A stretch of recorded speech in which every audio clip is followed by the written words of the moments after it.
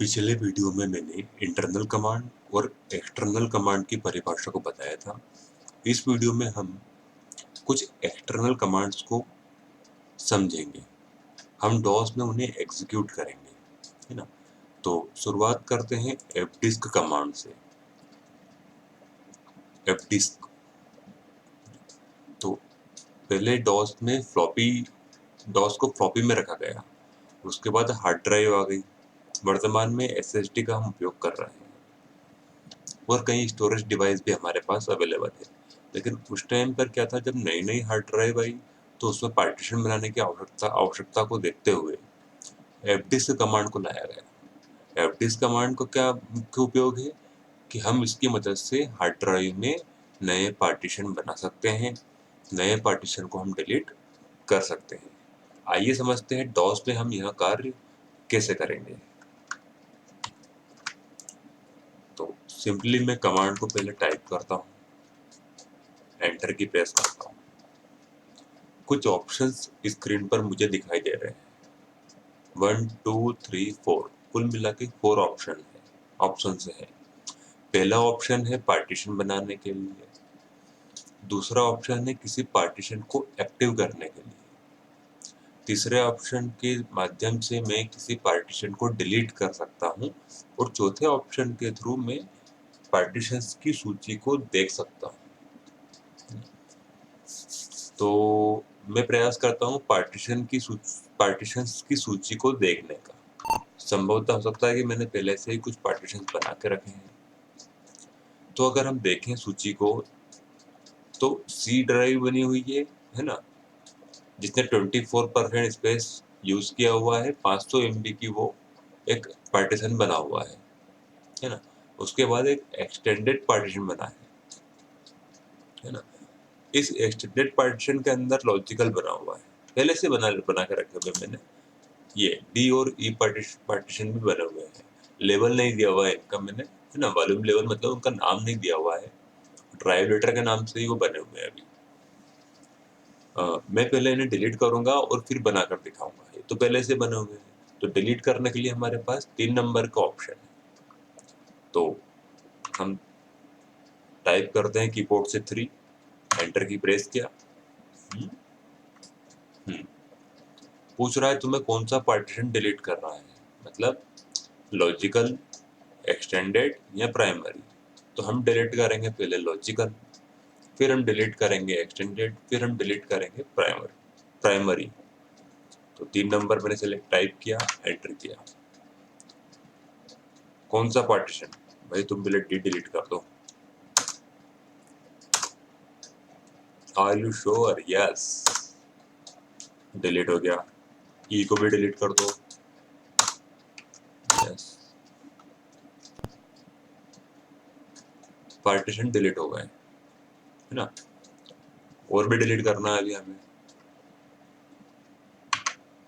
लेकिन अब हम एक्सटेंडेड को डिलीट करेंगे 2 नंबर के थ्रू। 2 नंबर कीबोर्ड से प्रेस किया, एंटर किया।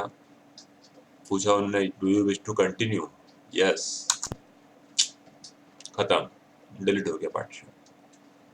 तो fdisk का यूज करके हम पार्टीशन को डिलीट कर रहे हैं। हम प्राइमरी को भी डिलीट कर देता हूँ।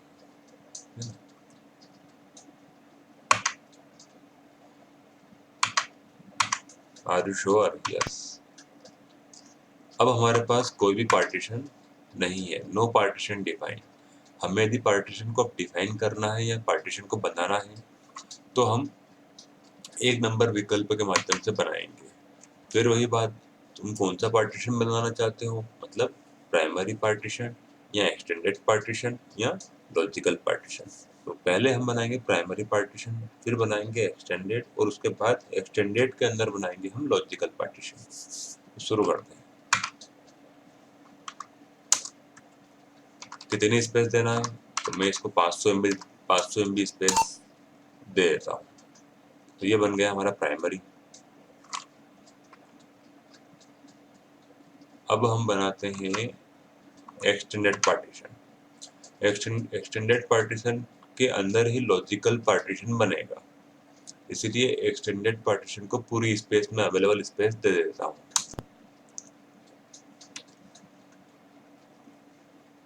नो लॉजिकल ड्राइव डिफाइन कर देते हैं डिफाइन। तो एक को दे देते हैं 750 और बची हुई पार्टीशन के लिए जो अवेलेबल स्पेस है 791 वो उसे दे देते हैं। तो इस तरह हमने लॉजिकल पार्टीशन भी क्रिएट कर लिया। तो इस प्रकार एफडीसी की मदद से हम पार्टीशन को बना भी सकते हैं, पार्टीशन को डिलीट भी कर सकते हैं और पार्टीशन की सूची को देख भी सकते हैं। अब हम बात करेंगे एडिट कमांड के बारे में। भाई लिखा है इसने अलो यू टू व्यू क्रिएट और modify any text file on the computer.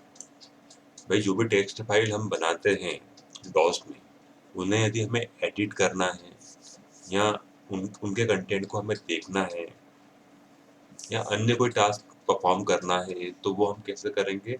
Edit command के माध्यम से करेंगे। तो समझते हैं, थोड़ा सा एडिट कमांड का यूज करते हैं।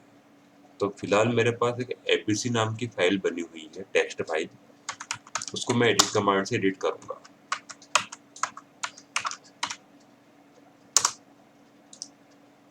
विंडो ओपन हो गई है। आजकल हमें टर्बो सी में ऐसी विंडो देखने को मिलती है। एडिटर कुछ इस तरह का ही है वो, ताकि उसमें कंपाइलर वगैरह का भी उपयोग हो रहा है और काफ़ी एडवांस भी वो हो चुके हैं। हमें जो भी एडिटिंग करना है हम कर ले। यहाँ पर सर्चिंग करना है, प्रिंटिंग करना है या अन्य कोई ऑप्शन का यूज़ करना है और अल्टर एफ दबाकर फाइल मेनू को ओपन करें और सेव कर लें और एग्जिट हो जाए।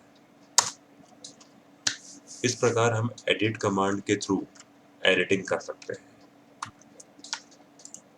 अब बात करूंगा मैं एट्रिब कमांड के बारे में। भाई किसी फाइल का एट्रीब्यूट यदि हमें चेंज करना हो तो हम एट्रिब कमांड के थ्रू कर सकते हैं। देखिए, अब हमारे पास एक फाइल बनी हुई है एबीसी के नाम से। पहले मैं उसका एट्रीब्यूट चेक कर लेता हूँ कि उसका एट्रीब्यूट क्या है।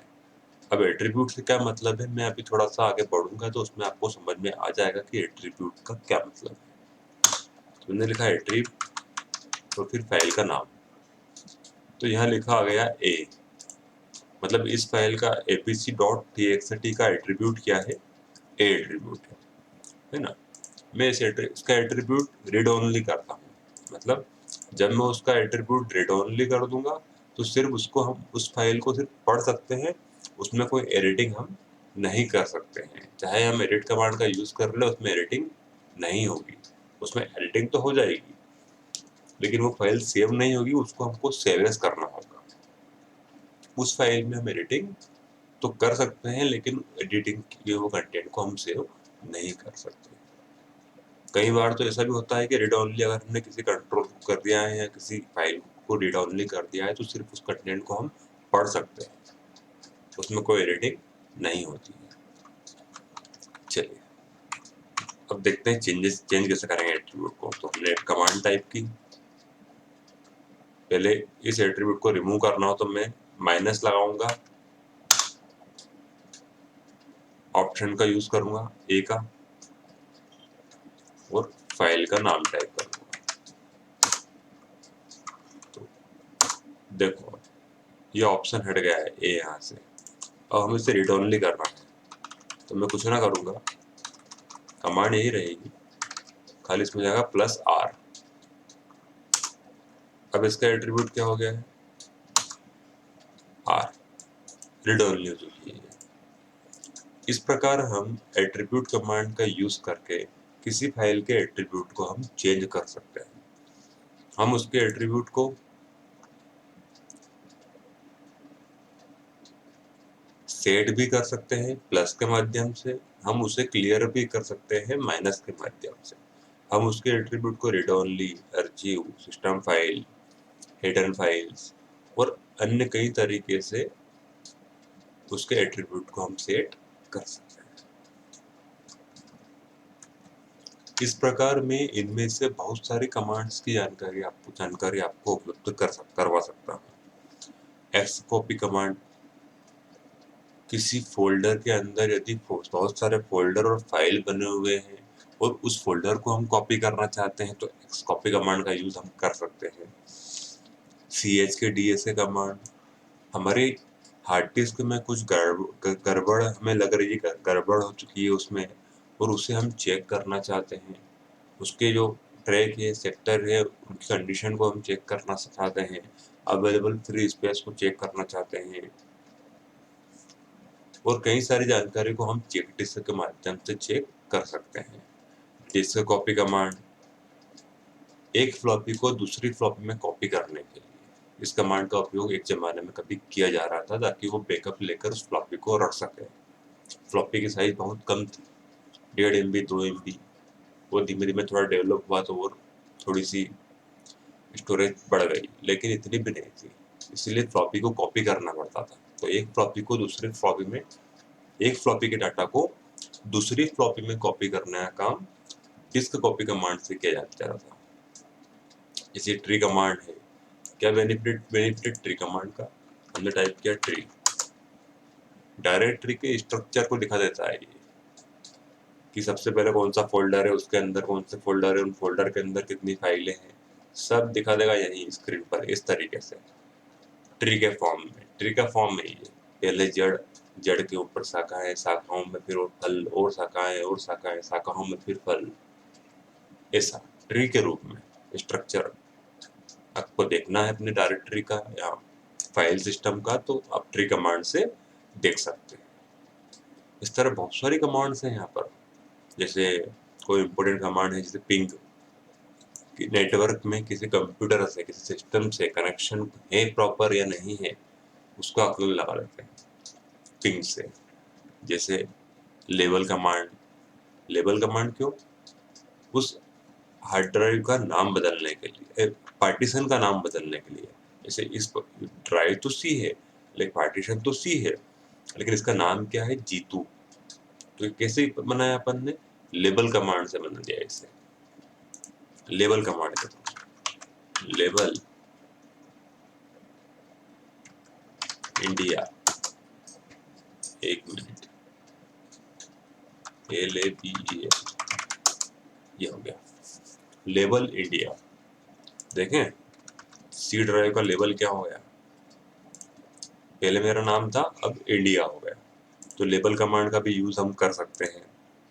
और बहुत सारे कमांड्स हैं जिन्हें जिन्हें यूज करना बहुत ही आसान है, बस थोड़े से समय की आवश्यकता है, थोड़े से दिमाग को निवेश करने की आवश्यकता है, बाकी इनका यूज करना बहुत ही आसान है। तो इन कमांड्स को पढ़ें, और इसके अतिरिक्त भी एग्जाम में कमांड आ सकती है, तो उसका भी हम, उस कंडीशन को भी फेस करने के लिए हम तैयार हैं। Thank you.